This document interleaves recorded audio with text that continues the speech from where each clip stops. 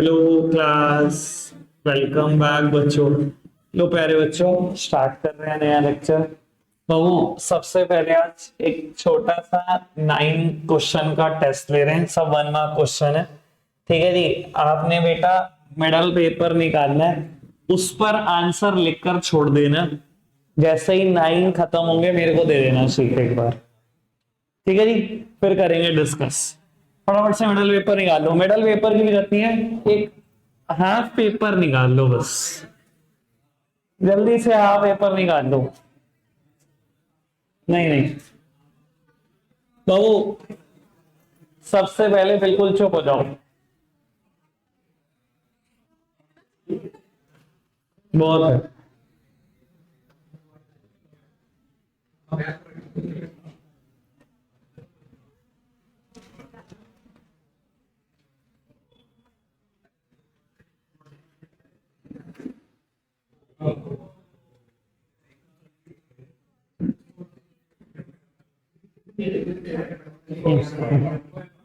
चलो चलो ये लो। लो जी। तो स्टार्ट करो टेस्ट फटाफट से।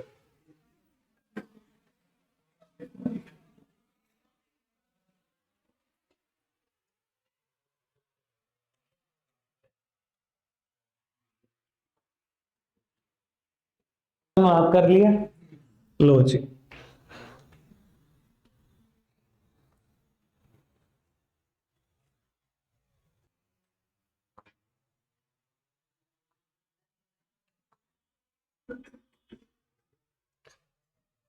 लिया तुमने यार, चलो।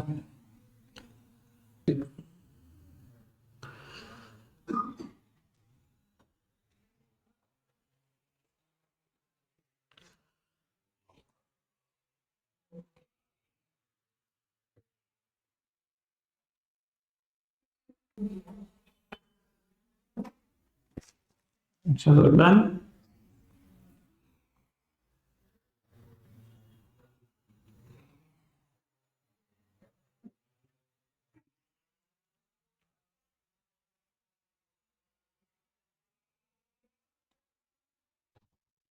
बस यही है 9। तो मार्क कर बस। सब चीजें मैं बताऊंगा तो क्या करेगी। डन।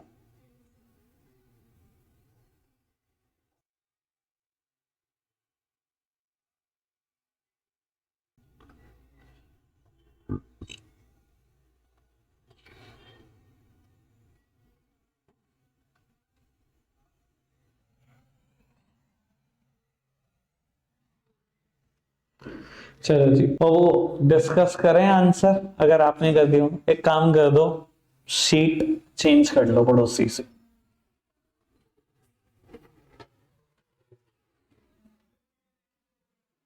आप दे दो। कह रहे शीट चेंज करने का फायदा है कि आप पड़ोसी से देख के ही तो लिखा। हालत इतनी खराब है आप दोगे तो। चलो। क्यों खुशी है खुशी? ए का आंसर है option D, D valuation of रूपी। सेकंड क्वेश्चन का आंसर है डी। बहुत बढ़िया। बस गई। आंसर है डी। बाबू एक बात बताओ सोच के, मतलब अच्छा बड़ी सोचने वाली बात है ये। अच्छा, ये सोचने वाली बात है, अगर डीवैल्यूएशन किया, $1 की वैल्यू 60 से पहुंच गई 70, सिर्फ एक्सपोर्ट मतलब एक्सपोर्ट आसान हो जाएगा क्या? इंपोर्ट मुश्किल भी तो हो जाएगा भैया। अगर आप पहले इंपोर्ट करते थे, $1 लेके आते थे 60 रुपए में, अब 70 रुपए में भी तो आएगा। आंसर इज डी, ना कि सी। हाँ बाबू, ऑब्जेक्टिव था। मतलब हमने नहीं पढ़ा हुआ ये ऐसा चीज। बुक्स मेंशन यही करती हैं कि बेटा डिक्रीज हो गया था प्राइस ऑफ एक्सपोर्ट, पर सच मायने में प्राइस इंपोर्ट का भी तो इंक्रीज हो ही गया था। सरकार को तो दोनों ही चाहिए था ना। सरकार चाहती नहीं थी फॉरेन एक्सचेंज रिजर्व जाए। आप खुद सोचो ना भैया, एलपीजी आया ही किस लिए है? फॉरेक्स रिजर्व कम है इसलिए तो आया। तो उन्होंने जानबूझ के डिवैल्यूएशन करा कि कोई क्या करे, फटाफट से एक्सपोर्ट करके मेरे रिजर्व बढ़ा दे। वो तो बढ़ाए बढ़ाए, इंपोर्ट के लिए तो ना जाए पैसा। अगर इंपोर्ट ही रेगुलर चलते रहते तो बेटा अगर फॉरेक्स रिजर्व जितने मर्जी बढ़ लो, वो तो जेब खाली कर रहा है ना सरकार की। तो सरकार के तो ट्विन ऑब्जेक्टिव अचीव हुए थे शीट से, डिवैल्यूएशन से। थर्ड, ये तो चलो आसान है, क्या है? डी। क्या हो गया? Good morning. बस अच्छा, पता क्या, ज्यादा होशियार बच्चों के हाथ में एक दिक्कत है, बहुत आसान क्वेश्चन आ जाएगा, सोचेगा नहीं नहीं कोई तो पेच होगा, कोई तो पेच होगा, अपनी मन मर्जी से फिर कुछ ना कुछ ऐसा आंसर कर देगा मन, फिर परेशान होता रहेगा बच्चा। डी है भैया। चलो इसका आंसर सी। चलो अच्छा एक बार बता दो, चलो बी वाले भी बता दो, ए वाले भी, सब मौका किसी का ना रह जाए। एक बार रीजन पढ़ना, 1 मिनट, एक बार रीजन पढ़ना। CGST and SGST will apply to all transaction involving goods and services। मैं आपसे क्वेश्चन पूछता हूं, इसने कहा CGST SGST हर उस ट्रांजैक्शन पे लगता है जिसमें गुड्स और सर्विस हो, चाहे वो बेटा फिर इंटर स्टेट क्यों ना हो, उसमें IGST लगता है। फिर तो ये कहां से सही है स्टेटमेंट? कर हर ट्रांजैक्शन जिसमें गुड्स और सर्विस हो में CGST SGST लगता है। अच्छा जी, हर ट्रांजैक्शन में लगता है? कमाल है यार तुम्हारी, बड़े आगे। चलो जी, ये नहीं मैं बता रहा हूं, प्राचीकारी बहुत हार्ड है, चलो हार्ड होने की खुशी में नहीं बता रहा। ये ट्रू, ये भी ट्रू। इसमें भी फॉल्स लिख दिया किसी ने, इसमें भी फॉल्स लिख दिया किसी ने। ट्रू है दोनों। ये तो कल ही बात हुई थी एक्सटर्नल सेक्टर और इसकी, तो foreign exchange.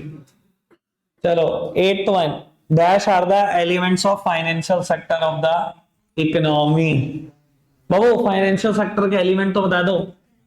Banks, NBFC, stock market, ठीक है। Licensing as in case of liquor is necessary for regulation of industry, उस इंडस्ट्री को रेगुलेट करने के लिए। मुझे पता था 9th का आंसर कोई नहीं ढूंढ पाएगा। याद है मैं एक बात बोलता हूं, 1 मार्कर्स में सबसे मुश्किल होता है फिलअप, सबसे मुश्किल, और ये नोट जरूर कराता है। चलो किसके 8 आए? 9 का तो सवाल ही पैदा नहीं होता। 9 8 आ गए, बहुत बढ़िया, 8 आ गए। चलो जी ठीक है जी बाबू, अब पास्ट ईयर क्वेश्चन आगे बढ़ रहे हैं बेटा। जहां कल छोड़कर गए थे वहीं से कुछ चर्चा को शुरू करना है बेटा। बस मेरे पास आज का दिन ही है LPG कराने के लिए।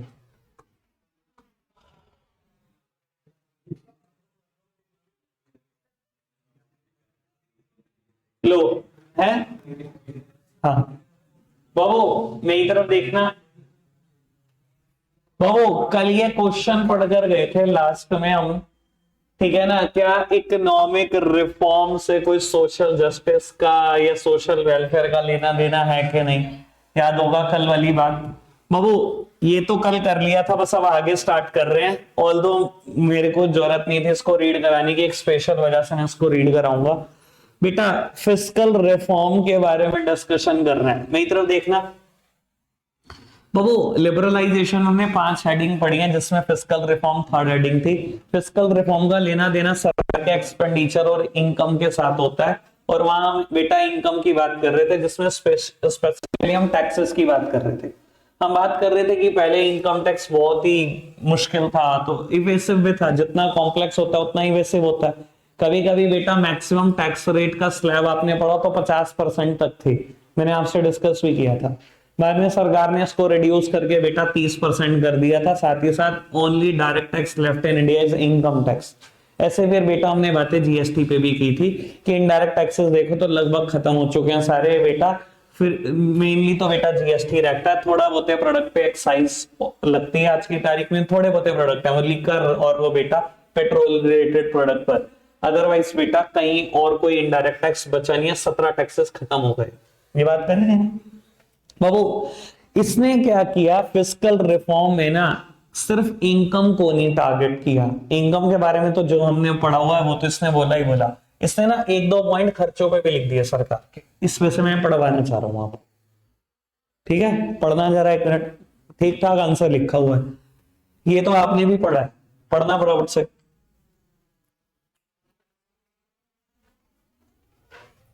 ठीक है, ये भी पढ़ा हुआ है आपने।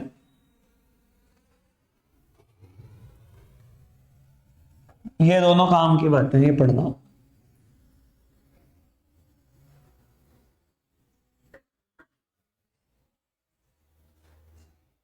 ठीक है, तो उसने ये बता दिया फिजिकल रिफॉर्म में ना, ठीक है, हमने क्या कर रहे, सरकार ने अपनी इनकम के जो सोर्सेज हैं, टैक्सेस जो हैं, वो काफी कम कर लिए। लेकिन बेटा उसने ये भी बता दिया कि खर्चे भी सरकार ने काफी कम कर लिए। ठीक है, बढ़ जाए आगे। चलो जी, क्वेश्चन बहुत कमाल है, किसी टाइम पर हुआ करता था बुक में, अब बुक में भी नहीं है, पता नहीं यार ये, लेकिन पूछते रहते हैं। चलो पढ़ते हैं। Briefly discuss the measure that have been taken for the globalisation of Indian economy. बाबू क्या क्या मेजर्स लिए सरकार ने ग्लोबलाइजेशन में, तो बताना चाहेगा? है वो तो पढ़ लिया तूने अभी आंसर। वो हाँ बताओ जी। ठीक है जी, और वो देखो ग्लोबलाइजेशन के क्या क्या मेजर थे सरकार की तरफ से। ऑल्दो एनसीईआरटी में जब कोटा और टैरिफ वाली बात है, वो बेटा लिबरलाइजेशन में लिखी हुई है, याद है, trade and investment policy fifth heading में लिखी गई है। कोटा और टैरिफ वाली बात तो आप यहाँ लिखोगे।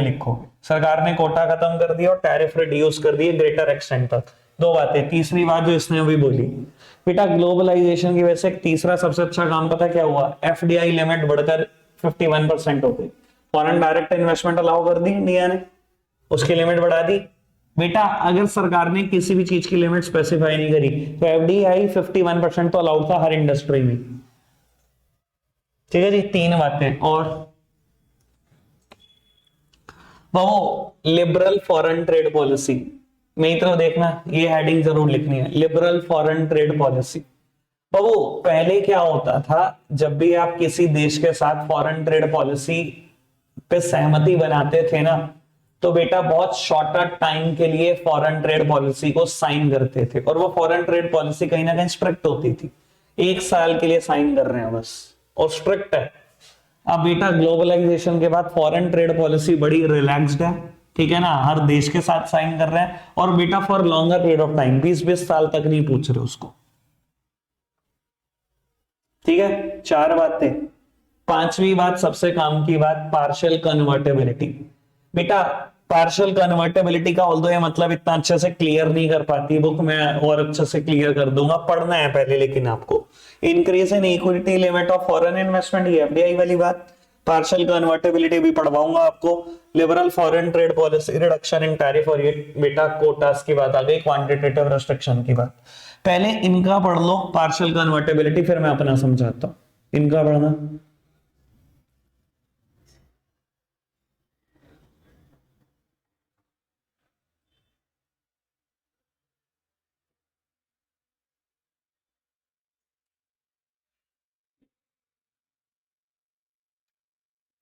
तो है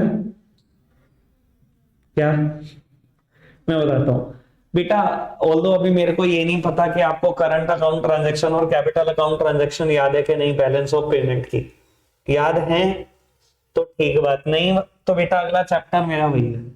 ठीक है जी, हाँ ये समझ लो बेटा, बैलेंस ऑफ पेमेंट में 2 तरीके की हम ट्रांजैक्शन करते हैं, करंट अकाउंट और कैपिटल अकाउंट। कैपिटल अकाउंट मतलब होता है एसेट से रिलेटेड ट्रांजैक्शन।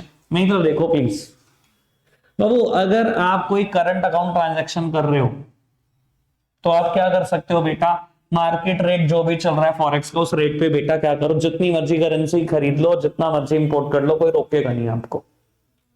ठीक है, ये तो फुल कन्वर्टेबिलिटी है। इंडियन रुपीस को आप जितना मर्जी, कोई लिमिट नहीं है, जिस मर्जी हद तक कन्वर्ट करा सकते हो फॉरेक्स में। सिर्फ इसका नाम पार्शियल कन्वर्टेबिलिटी क्यों पड़ा बेटा? अगर आप कोई भी कैपिटल अकाउंट ट्रांजैक्शन कर रहे हो तो बेटा सरकार पता है क्या कहती है, 51% तक तो आप मार्केट से खरीद सकते हो फॉरेक्स, मार्केट रेट पर, डिमांड और सप्लाई के प्रेशर से जो भी रेट डिटरमाइन हुआ। उससे ज्यादा जो चाहिए 49% वो आरबीआई से खरीदनी पड़ेगी, और आरबीआई के रेट पे खरीदनी पड़ेगी। इसलिए इसको बोला गया पार्शियल कन्वर्टेबिलिटी। कहने का मतलब है बेटा आप $1 करोड़ का फ्लैट ले रहे हो बेटा कहीं यूएस मार्केट में, कैपिटल अकाउंट ट्रांजैक्शन है, ये समझ में आता है सर? $1 करोड़ का फ्लैट ले रहे हो, 51% ही आप मार्केट रेट पे खरीद सकते हो, यानी कि $51 लाख ही खरीद सकते हो। जो $49 लाख है वो आरबीआई से खरीदने हैं, आरबीआई के बताए हुए रेट पे खरीदने, वो मार्केट रेट पे नहीं मिलेंगे, वो डिमांड सप्लाई के फिक्स किए हुए रेट पे नहीं मिलेंगे, इसलिए इसको बोला गया पार्शियल कन्वर्टेबिलिटी। समझ में आई बात? क्या था पार्शियल कन्वर्टेबिलिटी? 1991 में इंप्लीमेंट किया था सरकार, ठीक है। करंट अकाउंट ट्रांजैक्शन तो मार्केट फोर्सेस के हिसाब से चलेंगे, कैपिटल अकाउंट ट्रांजैक्शन क्लियर? ठीक है जी, चलो जी बढ़ाते हैं बात को आगे। तो मेरे को नहीं लगता ये पेपर में किसी भी हाल में आना चाहिए। कहता है right a brief note on international monetary fund and status objective. भैया आईएमएफ के बारे में चर्चा, मेरी बुक में ना एक वर्ड है बस आईएमएफ बैकग्राउंड में, मजाक चल रही है उसकी पूरी सारी बातें बताओ ना, उसको ऑब्जेक्टिव बताओ।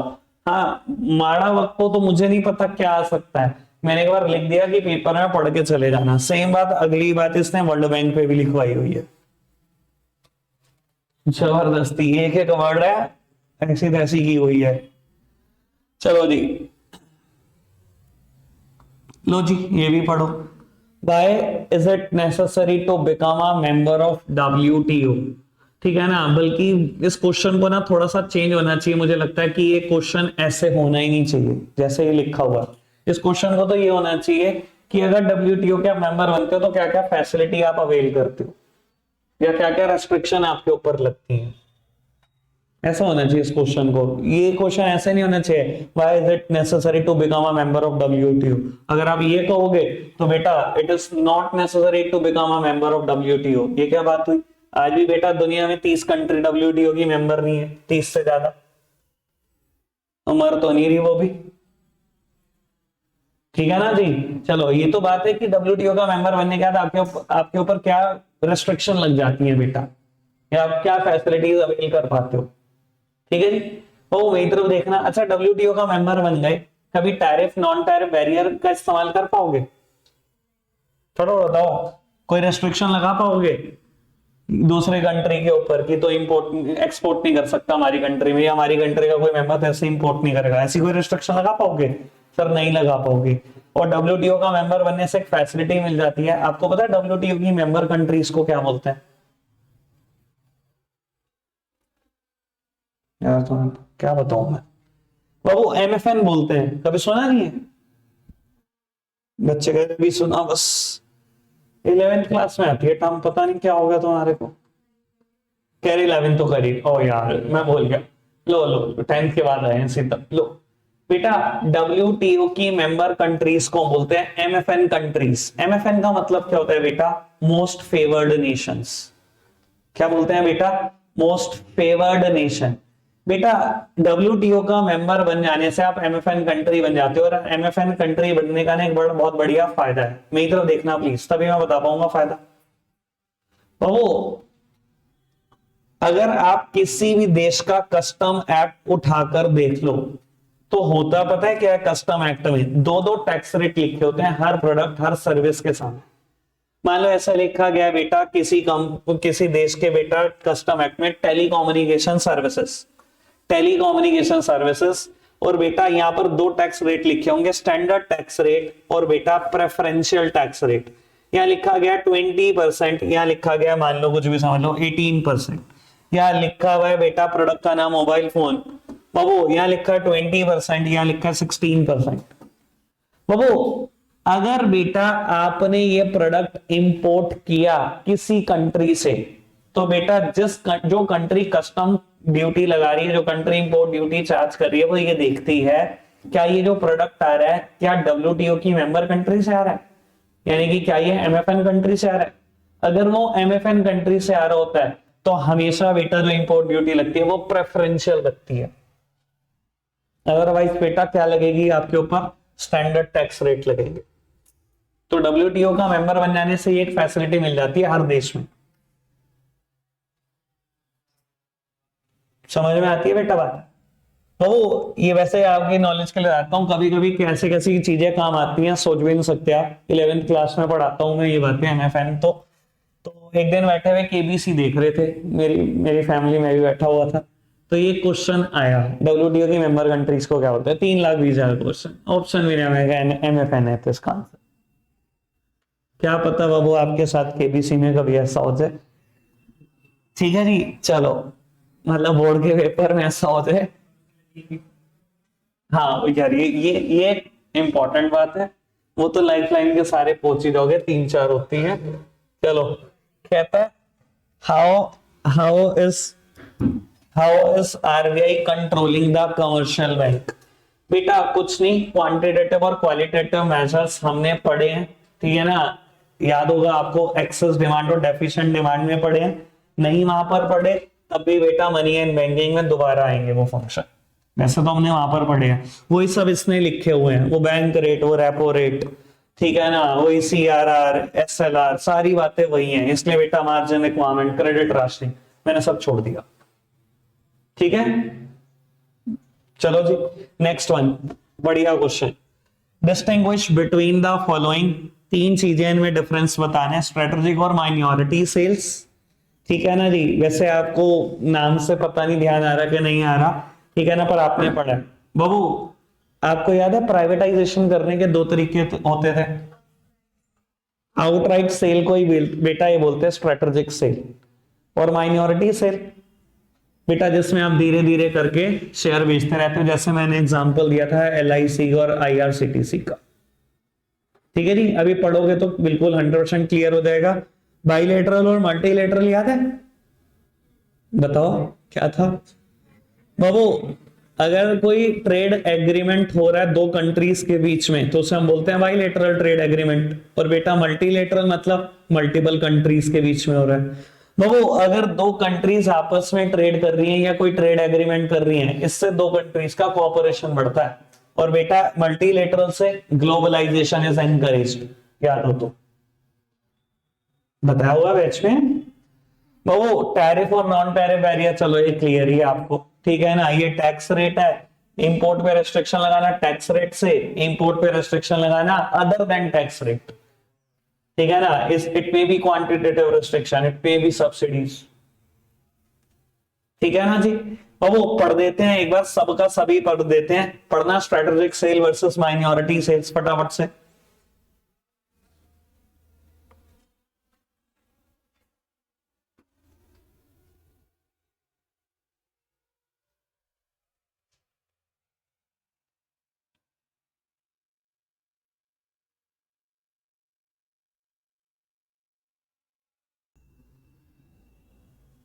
ठीक है बाबू, सीधा का सीधा 51% शेयर बिक जाते हैं। सीधा का साधा 51% शेयर बिक गए तो एकदम से ही प्राइवेटाइजेशन हो गया, एकदम से ही सरकार का कंट्रोल खत्म हो गया। और बेटा जब ये शेयर बेचे जाते हैं सीधा 51% है कुछ भी, ये हमेशा कैसे बेचे जाते हैं बेटा? बिडिंग के थ्रू बेचे जाते हैं, जो काम अभी सरकार ने एयर इंडिया के साथ किया। ठीक है ना जी, सबसे महंगी बिड एयर इंडिया की थी तो एयर इंडिया को बेचती। ठीक है बाबू, माइनॉरिटी सेल्स आराम आराम से बेचेगी सरकार, 2-2, 3-3, 4-4% करके शेयर। तो बेटा एकदम से प्राइवेटाइजेशन नहीं होगा, सरकार का कंट्रोल बना रहेगा। और बेटा ऐसे जब शेयर बेचे जाते हैं तो पब्लिक ऑफर से बेचे जाते हैं, यानी कि शेयर मार्केट में बेचे जाते हैं, जैसे LIC और IRCTC के साथ। एयर इंडिया के शेयर कोई शेयर मार्केट में नहीं बेचे गए, वो बिडिंग प्रोसेस से बेचे गए। क्लियर है ना बेटा बात? ओके, चलो जी, ये पढ़ो। वैसे पढ़ने की जरूरत तो है नहीं, पर चलो फटाफट, टाइम ना लगाना।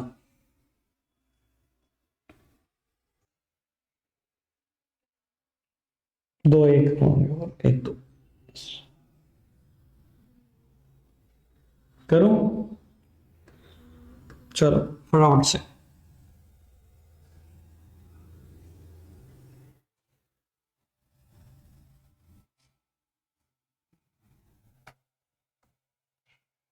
पढ़ना जी, tariff barrier, non tariff barrier. ये छोड़ दूं? टैरिफ बैरियर छोड़ दूं, नॉन टैरिफ? पढ़ भाई तू पढ़।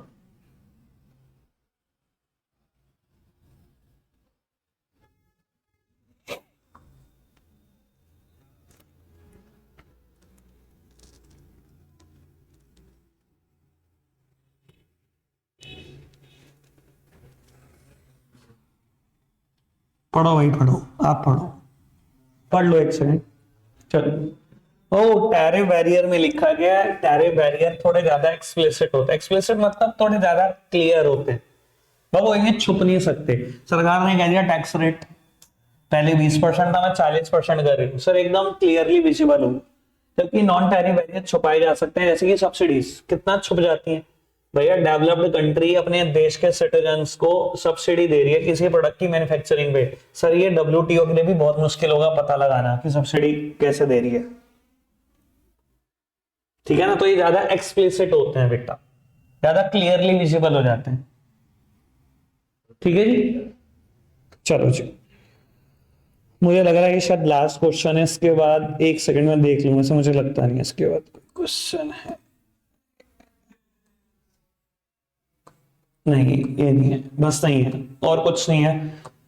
चलो जी देखते हैं बेटा, what are the major factor responsible for the high growth of service sector. बाबू ये तो पढ़ा था आपने टेबल में, एग्रीकल्चर सेक्टर की बिल्कुल ग्रोथ नहीं हुई, मतलब डी ग्रोथ भी हुई कहीं कहीं जगह पर। बाबू इंडस्ट्री देखो तो उसकी भी ठीक ठीक ग्रोथ हुई, ठीक है ना जी। सर ग्रोथ सारे सर्विस सेक्टर कर गया, लेकिन आपको पता है बेटा LPG फोकस तो ज्यादा मैन्युफैक्चरिंग सेक्टर को लेकर थे। आपको पता है बेटा इकोनॉमिक रिफॉर्म के दूसरे नाम क्या है। बाबू कुछ लोग इसको प्यार से बोलते हैं NEPs। NEPs मतलब न्यू इकोनॉमिक पॉलिसी। बाबू कुछ लोग ऐसे भी बोलते हैं NIPs, मतलब न्यू इंडस्ट्रियल पॉलिसीज। सर आपने पढ़ा है ना IPR 1956, ये पता IPR 1948 में पहला आया था, मैंने बताया भी था। IPR 1956 1973 में भी आया हुआ है, 77 में भी आया हुआ है, 86 में भी आया हुआ है। बाबू ये भी एक IPR ही है जो 1991 में आया, इसके बाद कभी जरूरत नहीं पड़ी। इसमें भी तो इंडस्ट्रियल पॉलिसी लिखी गई है, मतलब ये फोकस तो था मैन्युफैक्चरिंग सेक्टर पर उसकी ग्रोथ नहीं हुई, ग्रोथ सर्विस सेक्टर की हुई। कारण ही तो जानना चाहता है ये क्यों, कोई बताओ एक आध कारण। चल बहुत बढ़िया, कारण तो ये बता ही रही है। सुनो जी बताओ भैया, आउटसोर्सिंग।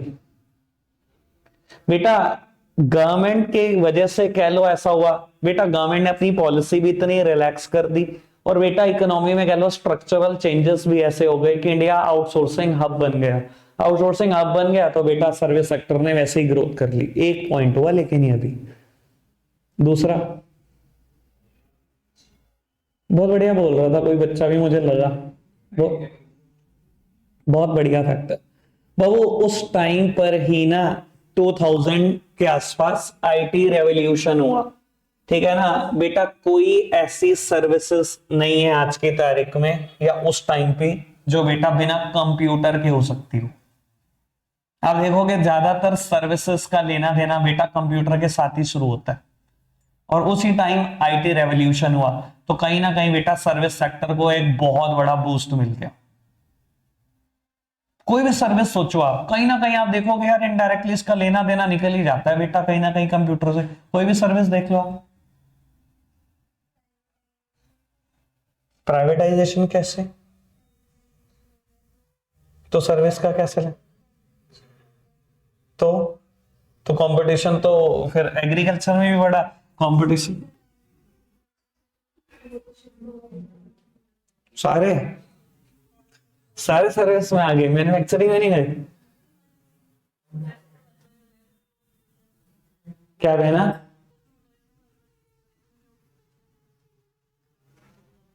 कह सकते हो, चलो ये भी कह लो, लेकिन अभी मेरे को अच्छे पॉइंट तो सिर्फ दो ही मिले, एक आउटसोर्सिंग एक IT रेवोल्यूशन, बस।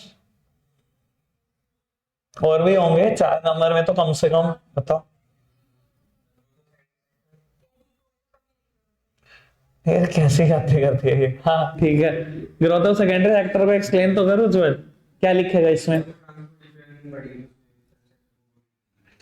बाबू बिल्कुल सही कह रहा है ये बेटा। सेकंड ये कहीं चेप के तो है या ये गूगल कर रहे है ना। चलो कोई दिक्कत नहीं, तू कर ले कुछ भी कर ले। बाबू एक बार आप पढ़ दो क्योंकि ये कहीं ना कहीं कुछ तो कर रहा है। चल ठीक है ठीक है ठीक है बाबू, एक बार 4 ही फैक्टर है जिसमें से तीसरा भी इसने जो बोल दिया बिल्कुल ठीक है, मैं भी एक्सप्लेन करूंगा। ये एक फैक्टर अलग है, ये पढ़ दो पहले। पढ़ना 1 मिनट फटाफट से, जल्दी से करो यार, टाइम ना लगाओ, बस लास्ट क्वेश्चन है, करो।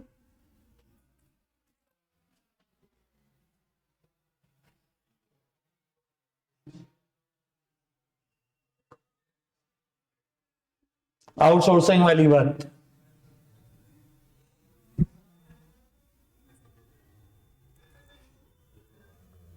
आईटी रेवोल्यूशन वाली बात।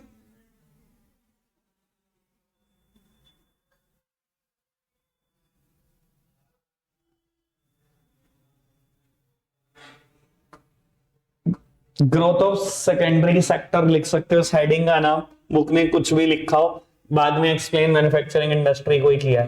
तो एक बात बताओ, न्यू इंडस्ट्रियल पॉलिसी या new economic policy, economic reform, सब एक ही बात है। तो अगर थोड़ा बहुत भी पुश मैन्युफैक्चरिंग सेक्टर को मिला, तो या प्रोडक्ट मैन्युफैक्चर कर दोगे, भिजवाओगे, तो किसी तरीके से ही किसी और देश में, शहर में या देश में ट्रांसपोर्टेशन का तो यूज करोगे, कहीं ना कहीं सर्विस सेक्टर तो ऑटोमेटिकली आपकी वजह से बूस्ट हो रहा है। ये लिखा हुआ है, ठीक है जी। रखते हैं आज के लिए इतना ही है प्यारे बच्चों, बाय बाय।